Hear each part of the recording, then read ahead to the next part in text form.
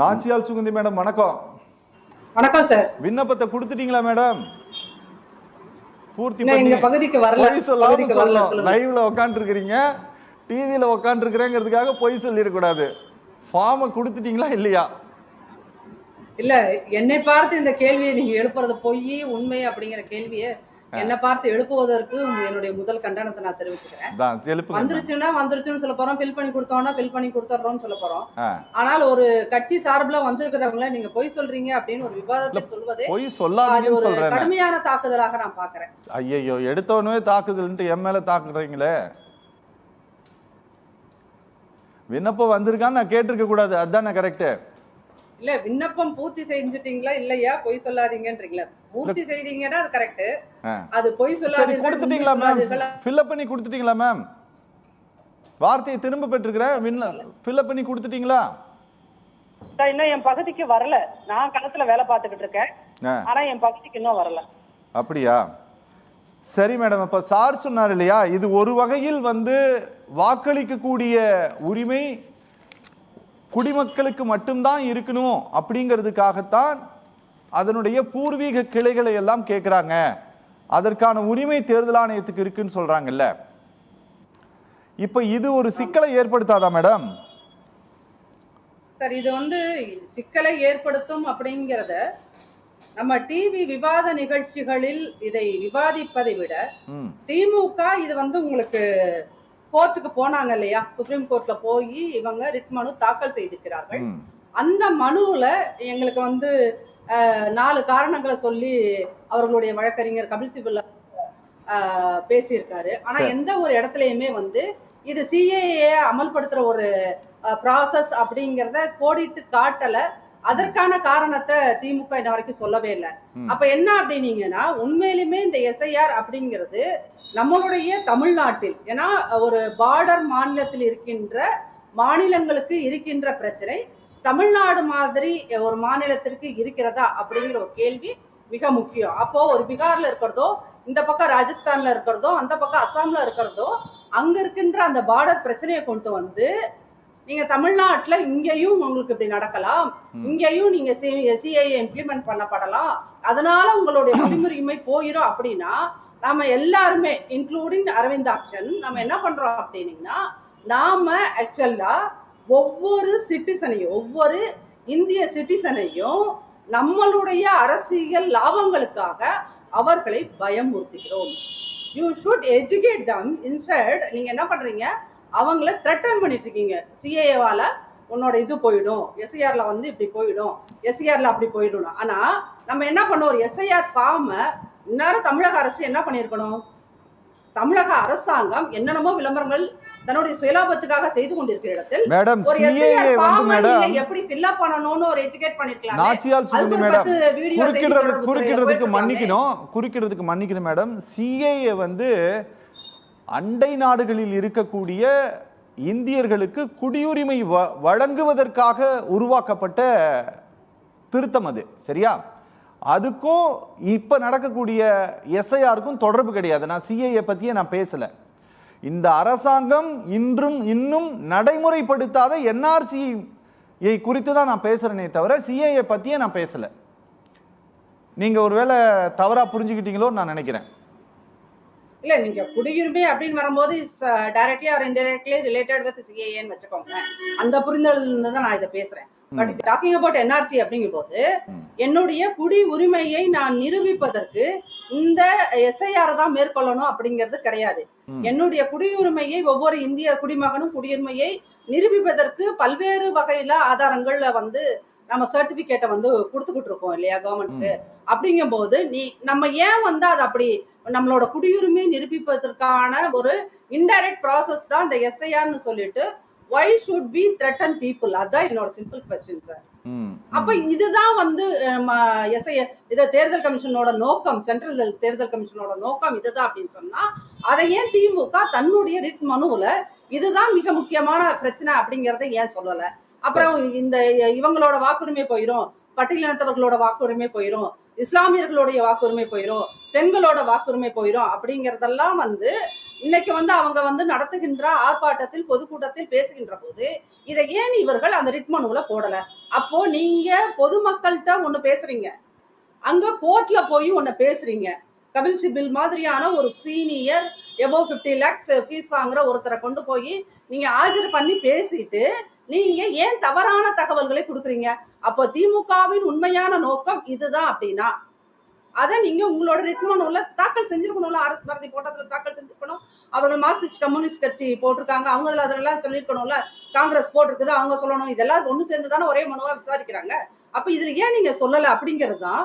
அப்ப நம்மளுடைய அரசியல் நோக்கங்களுக்காக அது எந்த கட்சியா இருந்தாலும் சரி, திமுகவா இருந்தாலும் சரி, காங்கிரஸா இருந்தாலும் சரி, மார்க்சிஸ்டுகளாக இருந்தாலும் சரி, நீங்க மக்களை எஜுகேட் பண்ணுங்க.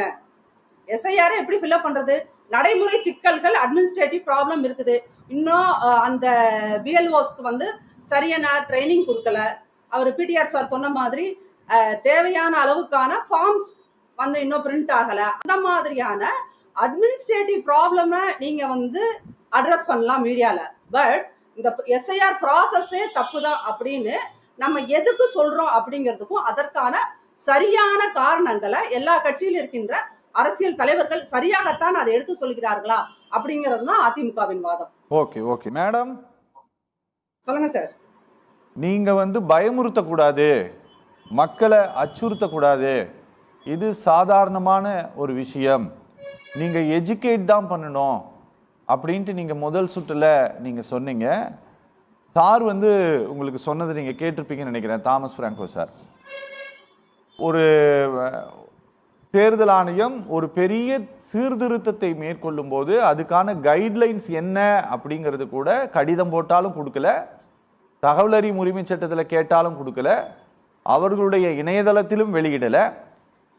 ஆனா நீங்க உங்க சொந்தக்காரங்கள் எல்லாம் பூர்வ குடிகளை எல்லாம் சொல்லுங்க, எல்லாத்தையுமே கொடுங்க எங்களுக்கு தகவல்கள் அப்படின்னு கேட்டா இதை குடியுரிமையை பரிசோதிக்கிறார்கள், நம்மளுடைய சிட்டிசன்ஷிப்பை வந்து கொஸ்டின் பண்றாங்க அப்படின்ட்டு ஒரு கேள்வி எழுப்புவது அச்சுறுத்தலாகத்தான் அதிமுகவால் பார்க்கப்படுகிறதா? இந்த உங்களுடைய இந்த கேள்விக்கு பதில் சொல்றதுக்கு முன்னாடி திமுக தரப்புல இருந்து கேட்கப்பட்ட அந்த ஒரு கேள்விக்கு நான் பதில் சொல்றேன். அதிமுக இந்த எஸ்ஐஆரை பாஜகவோடு சேர்ந்து வரவேற்கிறது அப்படிங்கிற மாதிரியான ஒரு ஃபால்ஸான ஒரு ஸ்டேட்மெண்டா அவர் பொதுமக்கள் முன்னாடி கொண்டு சேர்க்கறதுக்காக பேச விடுங்க சார். சரியா?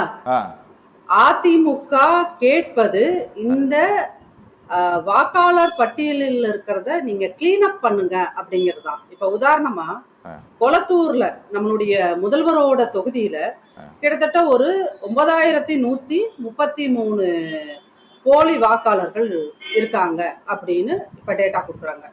அதுல பாத்தீங்கன்னா பீகார்ல எப்படி வந்து பெங்களூர்ல எப்படி வந்து ஒரே வீட்டுல 80 பேர் 90 பேர் இருந்தாங்கன்னு ராகுல் காந்தி சொன்னாரோ அதே மாதிரி இங்க இதே கொளத்தூர்ல ஒரே வீட்டுல என்னன்னா பூத் எண் 84, அதுல 187 வீட்டு நம்பர், அதுல வந்து பாத்தீங்கன்னா 30 வாக்காளர்களோட அட்ரஸ் அந்த ஒரே அட்ரஸ் கொடுத்துருக்காங்க.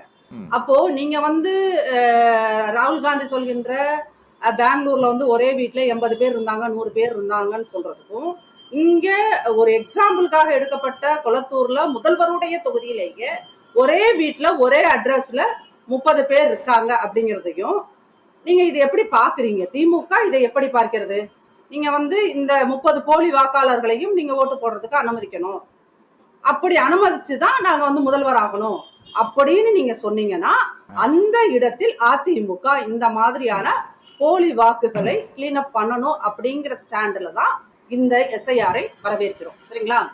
ரெண்டாவது என்ன அப்படின்னீங்கன்னா, இன்னைக்கு தாமஸ் சார் சொன்னதும் சரி, இல்ல வெளியில இருக்கின்ற அவரை போன்ற நிறைய சிவில் சொசைட்டி பர்சனாலிட்டிஸ் பேசிட்டு இருக்கிறதும் சரி, இப்போ இந்த எஸ்ஐஆருங்கிறது வந்துருச்சு. இப்போ அட் அ டைம்ல 12 மாநிலங்களில் இந்த மாதிரியான ஒரு எஸ்ஐஆர் இது அமல்படுத்த போறாங்க அப்படின்ற போது நான் வந்து ஒரு ரெஸ்பான்சிபிள் சிட்டிசனா இந்த கொஸ்டினை சார் மாதிரியான நிறைய சிவில் சொசைட்டி பர்சனாலிட்டிஸ் முன்னாடி வைக்கிறேன்.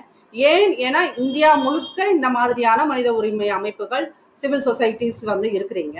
நீங்க எல்லாரும் இந்த 12 மாநிலங்கள்லையும் இப்ப அமல்படுத்தி கொண்டிருக்கின்ற இடத்தில் இத்தனை கோடி பேரோட வாக்குரிமை பறிபோவதற்கான வாய்ப்பு இருக்கிறது. அல்லது ராகுல் காந்தி சொல்கிறதை போல இத்தனை கோடி பேரோட சிட்டிசன்ஷிப்பே போறதுக்கான வாய்ப்பு இருக்கிறது அப்படிங்கிறத நம்மளோட எல்லா குடிமகனோட கடைசி நம்பிக்கை வந்து உச்சநீதிமன்றம் தான். அப்படிங்கும் போது ஏன் வந்து இந்த சிவில் சொசைட்டிஸ் வந்து ஒரு உச்சநீதிமன்றத்தை நம்ம வந்து அப்ரோச் பண்ணல? அது ஒவ்வொரு சிவில் சொசைட்டி பர்சனாலிட்டியோட அந்த ஆர்கனைசேஷனோட கடமை தானே.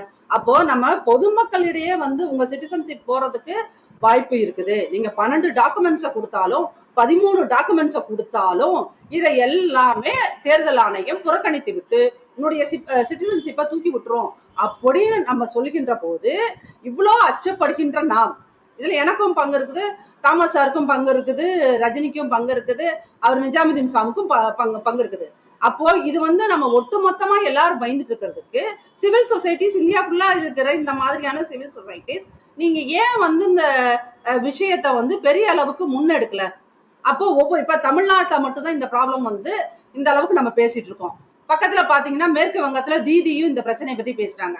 பட் தீதிக்கான பிரச்சனை என்ன? அங்க வந்து இன்ஃபிலேட்டர்ஸ் வந்து அதிகம், உள்ள வரவங்க வெளியே இடங்கள்ல இருந்து உள்ள வரவங்க அவங்க அதிகம் அப்படிங்கிற இடத்துல அவர்கள் அதற்கு பயந்து அதற்கான பெரிய ஒரு முன்னெடுப்பை செய்யறாங்க. ஆனா திமுக இங்க இது என்ன பண்ணுதுன்னா, தான் வச்சிருக்க போலி வாக்காளர்கள் போயிடுவாங்களோ, தன்னுடைய தேர்தல் வெற்றி பாதிக்கப்படுமோங்கிற இடத்துல மட்டும் நின்னுகிட்டதான் அவங்க வந்து என்ன சொல்றாங்க, உச்ச நீதிமன்றத்துல அங்க போய் என்ன சொல்றாங்க, சார் நீங்க டிசம்பர்ல வந்து மக்கள் வந்து கிறிஸ்துமஸ்க்கு எல்லாரும் லீவ் போட்டு ஊற விட்டு போயிருவாங்க, ஜான்வரியில அறுவடை பண்றாங்க, அதனால எல்லாரும் ஊற விட்டு போயிருவாங்க. மேடம் அப்ப ஒரே ஒரு சின்ன குறுக்கீடு மட்டும்தான். அதாவது 2011 இருந்து 21 வரை அதிமுக ஆட்சி தான் இருந்தது. 21க்கு அப்புறமேட்டு தான் இவங்க வந்தாங்க. அதுவும் 2001 எலெக்ஷன் இல்ல, நான் சொல்லி முடிக்கிறேன், தயவு செஞ்சு கொஞ்சம் அனுமதிங்க. நீங்க எதிர்கட்சி அந்தஸ்து கூட கிடையாதுன்னு 2011 இருந்து 16 வரை எதிர்கட்சி அந்தஸ்து கூட கிடையாது. 16க்கு அப்புறமேட்டு இவங்க ஓரளவு சீட்டு வாங்கி வந்தாங்க. 21 வரை நீங்க தான் ரூலிங் பார்ட்டியா இருந்தீங்க. இந்த போலி வாக்காளர்கள்னா அப்படின்னா எல்லாமே 21 ஆட்சிக்கு பிறகு திமுக உருவாக்கியது. அதெல்லாம் சரி, அதுக்கு வந்து நான் வந்து என்ன இப்ப டிபேட்ல பேசுறதுக்கான போதுமான ஆதாரம் கையில் இல்லாம சட்சடான்னு நான் இர்ரெஸ்பான்சிபிளா அதற்கான பதில் சொல்ல முடியாது. இருங்க சார், எனக்கு அரவிந்தாக்ஷன் கொஞ்சம் டைம் கொடுங்க. क्वेश्चन கேட்டீங்கன்னா அடுத்த டைம் கொடுங்க. இன்னைக்கு இந்த 25ல கிடைச்சிருக்க இந்த வாக்காளர்கள் பட்டியல் இந்த ரீசெண்டா அப்டேட் பண்ணது, அது SSR நடத்தப்பட்டதுக்கு அப்புறம் கிடைச்ச அந்த அப்டேஷன்ல இருக்கிறது என்ன அப்படின்னீங்கன்னா, உதாரணத்துக்கு உங்களுக்கு வந்து இத்தனை வாக்காளர்கள் இங்க முதல்வரோட தொகுதியிலேயே 9130 பேரு இருக்காங்க, ஒரே அட்ரஸ்ல 30 பேர் இருக்காங்க. இப்ப வந்து உங்களுக்கு இதுக்கெல்லாம் விட நம்முடைய EVKS இளங்கோவன் அவர்கள் வந்து போட்டியிட்ட தொகுதியில அந்த ஈரோடு கிழக்குல இதே மாதிரியான ஒரு பிரச்சனையை, அங்க போலி வாக்காளர்கள் அதிகமாக இருக்கிறார்கள் என்ற பிரச்சனையை அதிமுக எடுத்துக்கொண்டு போன போது 40,000 வாக்காளர்களை நீக்கினாங்களா இல்லையா? அப்போ இந்த கிளீன் அப் ப்ராசஸ திமுக வேண்டாம் என்று சொல்வதற்கான காரணத்தை அவங்க சொல்லலாம். நீங்க போய் மழை பெய்யுது, வெயில் அடிக்குது, பொங்கல் பண்டிகை வந்துருது, அறுவடை பண்ண போறோம், கிறிஸ்துமஸ்க்கு ஒருத்தருமே ஊர்ல இருக்க மாட்டாங்க, நீங்க சொல்கின்ற இந்த மாதிரியான என்னது உப்பு சப்பில்லாத காரணங்களை விட ரொம்ப ஜெனூனா போய் உங்க ரீசன்ஸை நீங்க முன்னால வைக்கலாமே அப்படிங்கிறது தான். again and again I am repeating this question and answer. Okay madam, okay sir. Thomas Franco sir கை காட்டிட்டு இருந்தீங்க, ஏதோ சொல்லணுமா? ஆமா, அதாவது சகோதரி ஒரு கேள்வி எழுப்புனாங்க, நான் அதுக்கு 2 பதில் சொல்லிடுறேன். ஒண்ணு, 2023 பாராளுமன்றத்துல 140 எதிர்கட்சி உறுப்பினர்களை வெளியே தள்ளிட்டு ஒரு சட்டத்தை அமல் கொண்டு வந்து அன்னைக்கே பாஸ் பண்ணாங்க. அந்த சட்டத்தின்படி தேர்தல் ஆணையர்களுக்கு மேல நீங்க எந்த வழக்கும், அவங்க ஓய்வு பெற்ற பிறகு கூட எந்த வழக்கும் பதிகம் செய்ய முடியாதுன்னு ஒரு சட்டத்தை ஏற்றி வச்சிருக்கிறாங்க.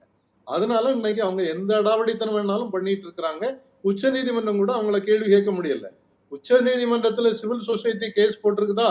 ஆமா, அசோசியேஷன் ஃபார் டெமோக்ராட்டிக் ரிஃபார்ம்ஸ் போட்ட கேஸ்ல பிரசாந்த் பூஷன் அப்பியர் ஆகி பேசிட்டு இருக்கிறாரு.